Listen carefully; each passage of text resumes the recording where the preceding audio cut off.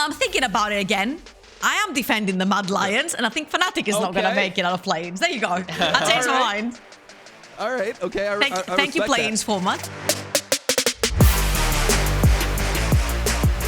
Hello, everybody. IWillDominate here, welcoming you back to How Do You Pick'em, the world's talk show with high-level analysis that comes second only to predicting the right outcomes on your pick'ems. Today, we have three new hosts. We have world champion CoreJJ, LEC analyst and caster Trouble, and one of the OG voices of the LPL broadcast, a guy that I listen to almost daily. We got Hysterics here.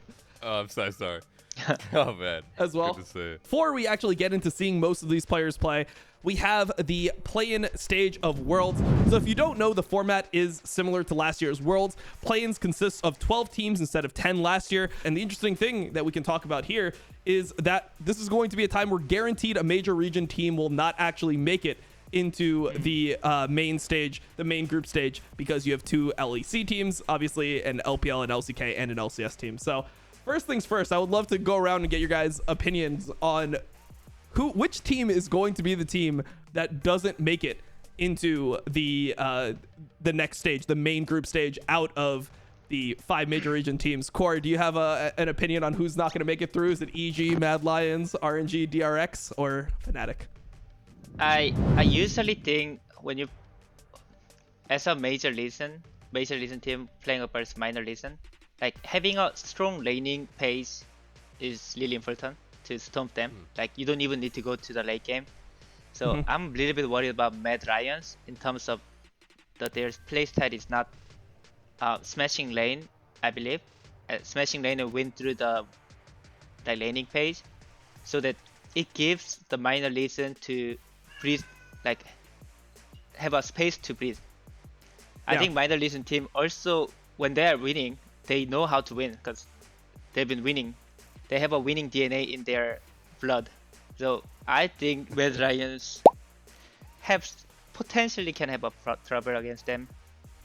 Hey, Hysterics, what do you think about that? I think that's a pretty interesting point about the minor region teams, most of them being champions coming into this. So when they're winning, they're actually doing pretty well. What team do you think out of the 5 I listed is not going to be making it through to the main stage?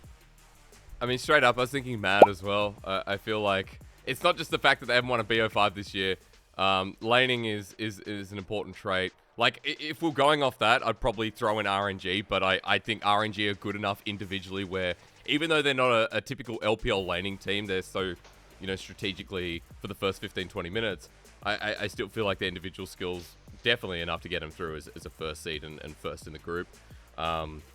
It'd be one of the EU teams. I don't know, I feel like some reason I have faith in EG.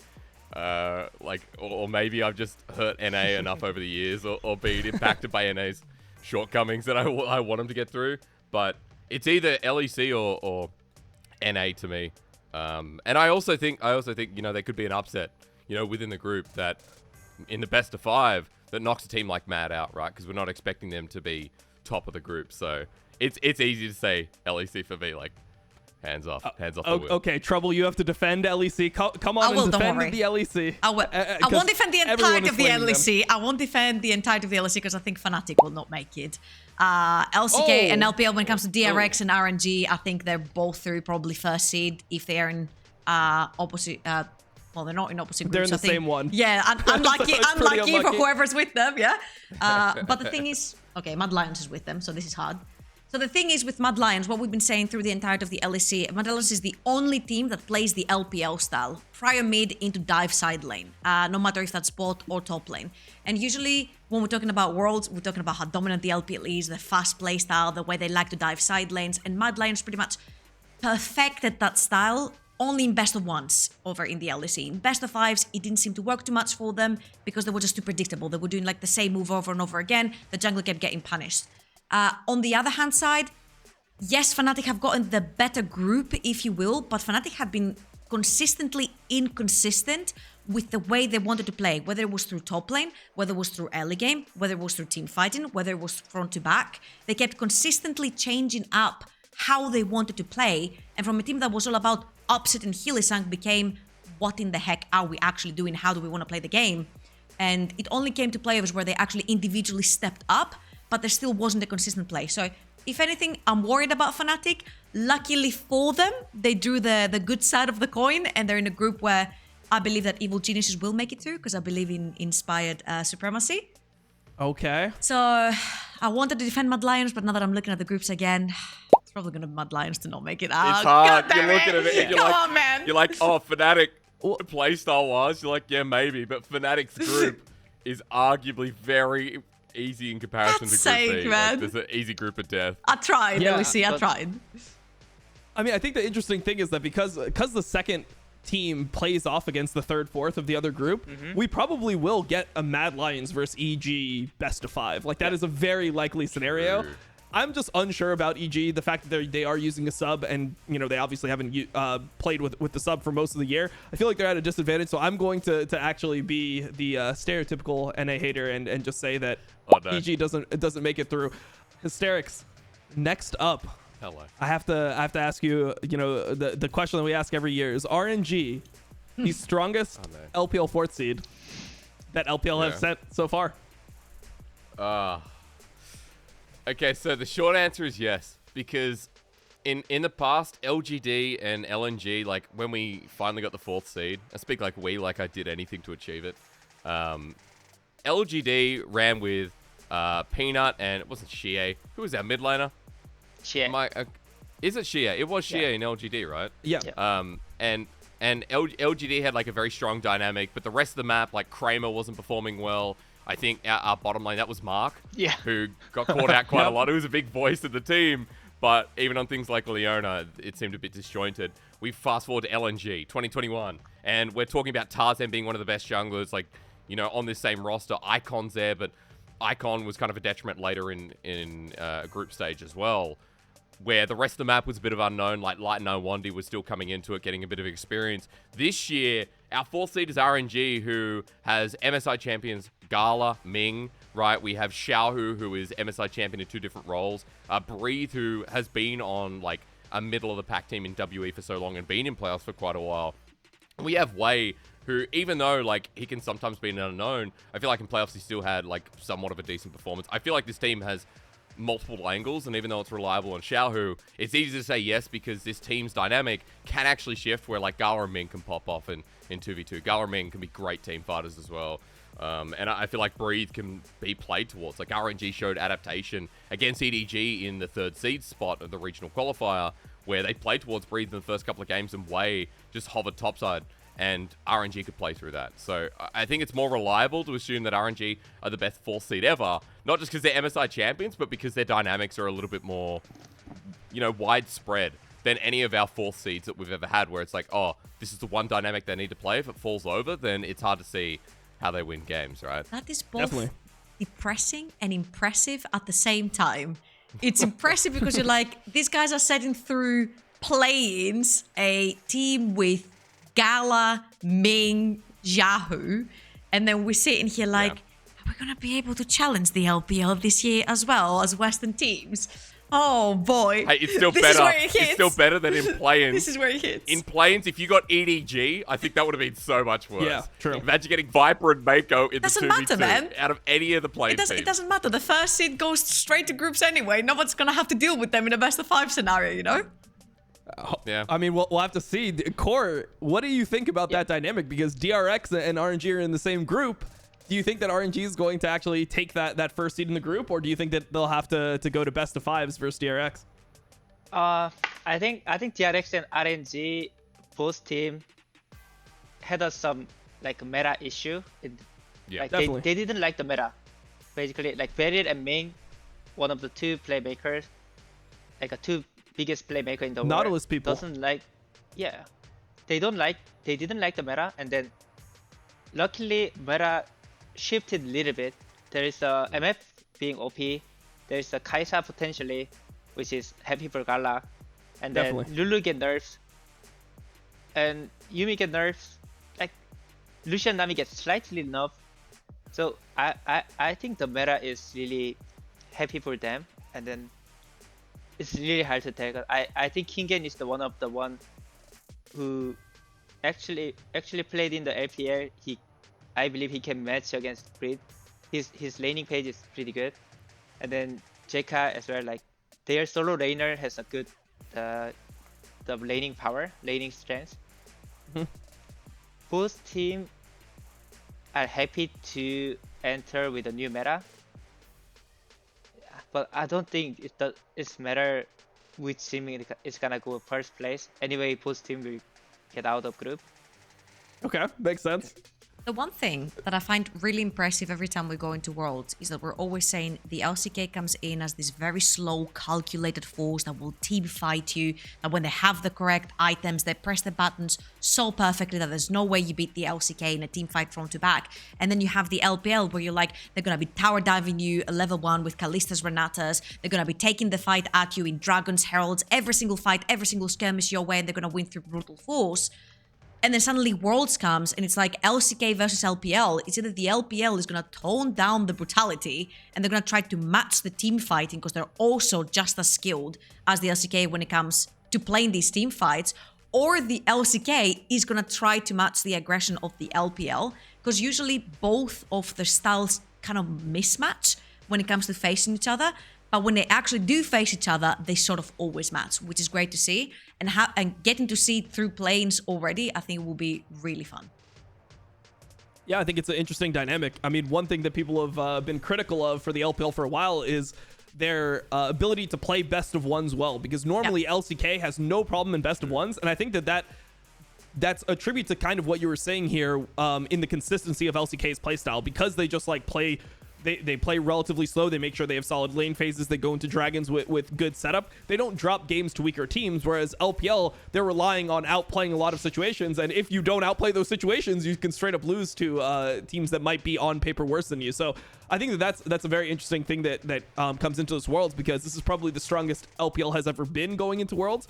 But last year, people were saying the same thing. I mean, people that watch the LPL like myself thought FPX was going to be really good, and they just completely crash and burn. So you're always waiting to see if an LPL team like ends up choking, or if they're going to be able to actually get their teams into the best of 5 portion of the tournament. Last question. Even 2020 as well. Oh, just sure. to jump in. Even 2020, the same vibe. Yep. Oh, JDG top esports going to win Worlds, and it got depressing, Dom.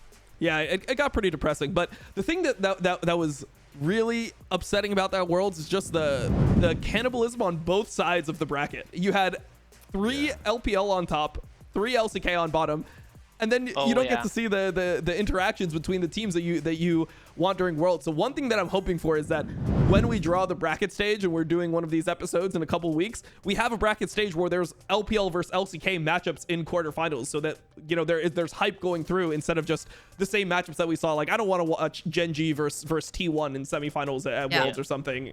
Or JDG versus top. We saw enough JDG top. We saw 10 games of them. Like, just let them play other teams, and then we'll see from there. Yeah. Last question before we move on. Trouble. There has been issues with Mad Lions, obviously, not winning a best of 5 before going to this Worlds. And if they don't end up top seed in their group, they're going to have to win best of 5s. Not only just, I mean, if they don't place top 2, they're going to have to win 2 best of 5s in order to qualify. How do you feel about Mad Lions in best of 5s? Do you think that the narrative is like overblown about them not being a best of 5 team? Or do you think that there's some legitimacy to the critiques of their playstyle translating into those best of series? I just feel like when it came to best of ones, because they were being treated like the LPL, if you will, and they were the only team that was playing that really fast-paced game where the dive side lane, teams were not prepared for that. So if you treat a best of one like a scrim, so you go really hard or you go home, you're gonna win majority that you're prepared for, right? When you know how to dive, when you do it really quickly and they can't actually reply to you.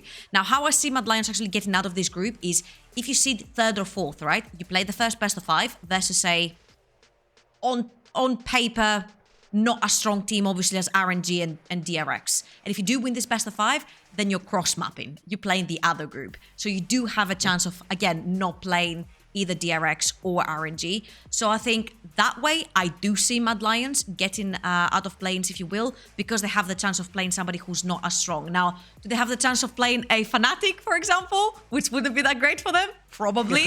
Or Evil Geniuses. Yep. But I think, I don't know how legitimate it was, the fact that they actually got so much flack for the gameplay. I do think it was a little bit too obvious, like Elyoya kept on doing the same thing over and over again. Niski wasn't performing as well. Unforgiven and Kaiser used to be pretty strong in lane and they weren't in the best of 5s. Armut was having one of the better splits in his career, and then it just didn't quite translate. So I think Mad Lions as a team, and especially because of the personalities and the people that they have in the team, people like Niski, for example, who's great at both giving the speeches but also guiding the team to victory. I think they're gonna definitely bounce back. They're pretty good at best of ones, and again, they're gonna get on paper a not as strong team in the first best of 5 if they get 3rd or 4th, and then jump over to the other group on the 2nd seed. So I'm thinking about it again. I am defending the Mad Lions, and I think Fnatic is not going to make it out of play-ins. There you go. I changed my mind. All right. Okay. Thank you, play-ins format. Gotta remind the viewers that you'll be able to set up your pick'ems for play-ins starting on October 2nd after we find out the first play-ins best of 5 matchups that will happen on October 3rd. Then after October 3rd's games, you can make your picks for the remaining best of 5 that will be played on October 4th. But first, before we close the show, I want your guys' hot takes. Is there any team that you guys are looking forward to potentially shake things up around the world? So I'll give you guys a little bit of time to think. The one team that I'm looking forward to, I'm a bit of a VCS enjoyer. They are just a more extreme version of the LPL. And I think Saigon Buffalo, if there's one team that can upset people in play-ins, I think it's the Saigon Buffalo. Do you guys have any takes? Core, we'll start with you. Is there anyone that you're looking to really shake things up in this play-in stage or even group stage? Yeah, I mean, only thing I'm worried about the Saigon Buffalo is like the visa stuff, and then their travel is not going super well, so maybe they can't prepare perfectly, or it's hard to be mentally prepared well. I actually just want to see the Loud playing well. I mean, I remember I lost to the Brazil team into 2020. Maybe there was our only loss in our playing stage. Yep.